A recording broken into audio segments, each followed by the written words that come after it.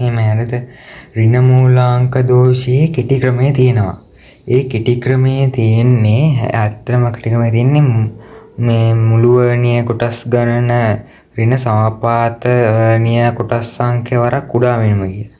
එහෙම එන්නේ මොකද දැන් මේ අපි කලින් ඉගෙන ගත්ත මේ වර්ණීය මේ මෙහෙම තියෙන මේක. දැන් අපි ඒක අනිත් පැත්තට හිතමු. අනිත් පැත්තට හිතුවම දැන් මෙතන බිඳුව තියෙනවා කියලා හිතමු.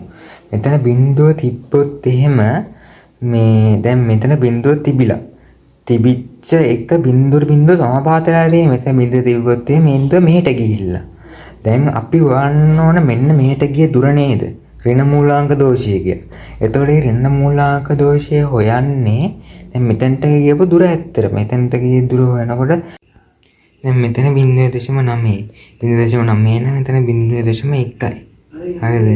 0.1යි. ඊපස්සේ මෙතන චුට්ටියට 0.2යි. 0.3යි 0.4යි 0.5යි 0.6යි 0.7යි කියලා එන්නේ.